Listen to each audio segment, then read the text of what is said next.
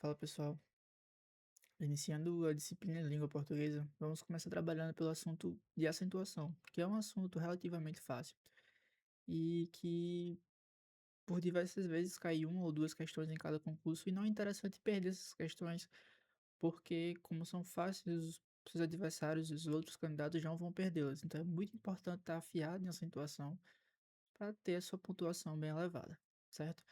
E aí, evidentemente que para entendermos a acentuação, nós primeiro temos que entender o conceito de sílaba tônica. E o que consiste a sílaba tônica? A sílaba tônica nada mais é do que a sílaba mais forte numa palavra. Então, quando você faz a separação silábica, quando você separa todas as sílabas de uma palavra, aquela que é pronunciada de maneira mais relevante, de maneira mais forte, é a sílaba tônica. E existem três classificações de sílaba tônica. A palavra ela pode ser oxítona, quando a sílaba tônica for a última, ao exemplo de urubu, motel ou marajá. A palavra ela pode ser paroxítona, quando a sílaba tônica for a penúltima, por exemplo de cigarro, janela e lápis. E a palavra pode ser proparoxítona, quando a sílaba tônica for a antepenúltima, por exemplo de tóxico, gramática. Inclusive, as proparoxítonas elas têm a regra mais fácil da acentuação, porque todas as palavras proparoxítonas elas são acentuadas. Então, em uma questão de acentuação, eu indico que vocês, é, sempre que pegarem, procurem palavras proparoxítonas. Porque se for para peroxítona, evidentemente ela vai ser acentuada. Então vamos avançar. Como eu havia dizendo, a regra mais simples de acentuação é que todas as palavras para paroxítonas são acentuadas. Exemplo de gramática, semântica e tóxico. Não existe exceção para as proparoxítonas, então todas serão acentuadas.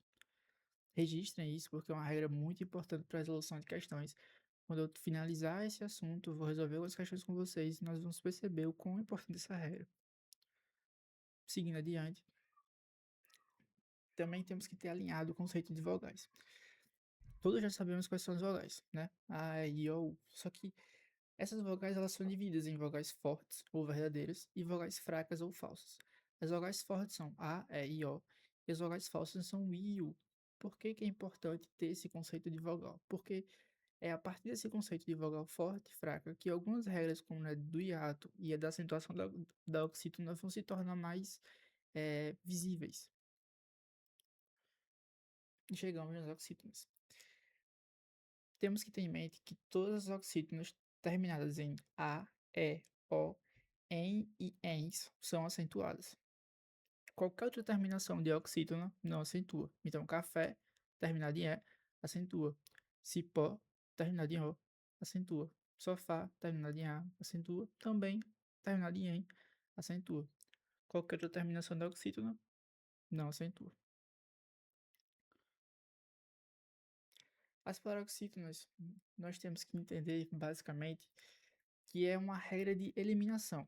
Então, se as oxítonas terminadas em A, E, O e EN são acentuadas, de maneira contrária, as paroxítonas terminadas em A, E, O e EN não são acentuadas. Então, sempre que você verificar que é uma paroxítona e ela está terminada numa sílaba por A, O, E ou EN, não acentua. E qualquer outra letra que não seja uma dessas quatro é acentuada. Então, exemplo de lápis, cigarro.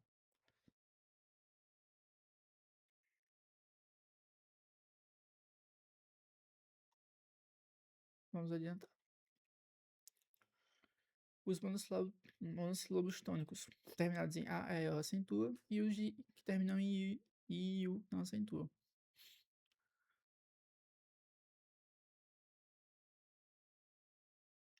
Toda sílaba ela vai ter uma vogal. Então, se em uma sílaba tem duas vogais, uma vai ser uma vogal forte, uma vogal verdadeira, e a outra vai ser uma semivogal. Nunca existem duas vogais verdadeiras na mesma sílaba. Se houver, elas vão ser separadas e aí vai ocorrer um hiato.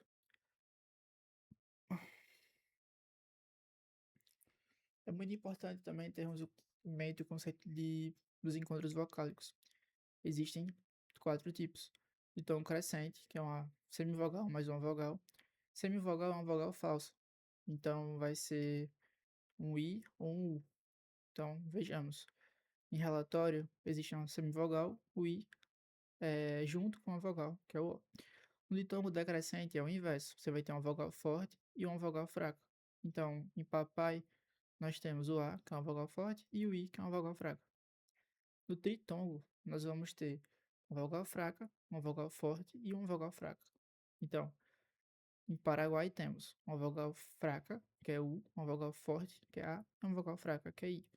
E no hiato, você vai ter uma vogal separada entre as sílabas. Então, você vai ter, exemplo da palavra hiato, você vai ter o HI, o A separado, TO. Relatório é uma palavra muito importante. Por quê?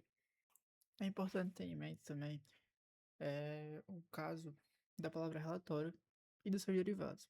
Relatório ela pode ter duas terminações não, perdão, duas classificações. Ela pode ser tanto uma paroxítona terminada de tom crescente, como para algumas bancas ela pode ser considerada uma proparoxítona eventual.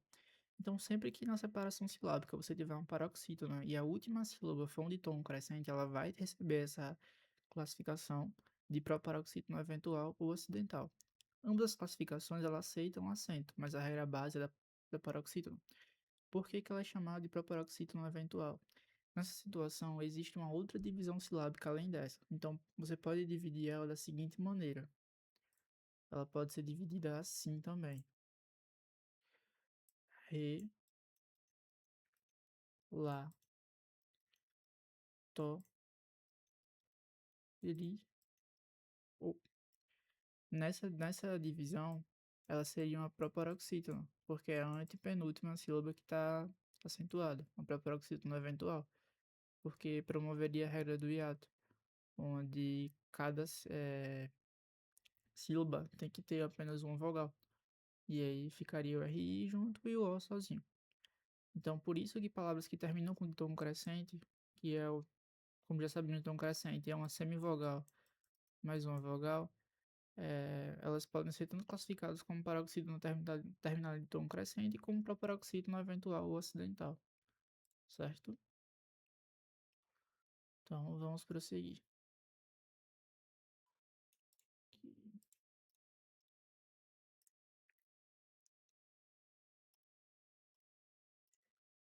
Seguindo adiante, nós temos a regra do hiato.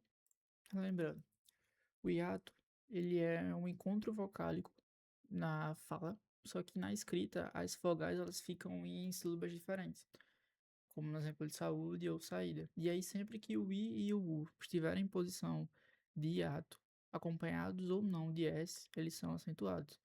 É muito importante entender que não se acentua o i e u em posição de hiato se eles forem seguidos de nh ou outras consoantes. Então, decore essa regra que é muito importante. Outra regra muito importante também, que tirou, infelizmente, muita gente de alguns concursos. A palavra de tongos abertos, eles só vão ser acentuados se a palavra for oxítona ou monossílabos. Então, se houver um tongo aberto e a palavra for paroxítona, não é acentuado. Por exemplo, de ideia e jiboia, que perderam seu acento, porque são paroxítonas com tongo aberto. Então, anotem. Toda paroxítona com ditongo aberto não é acentuada. O ditongo aberto ele só pode ser acentuado se for na posição de oxítona ou se for no monossílabo.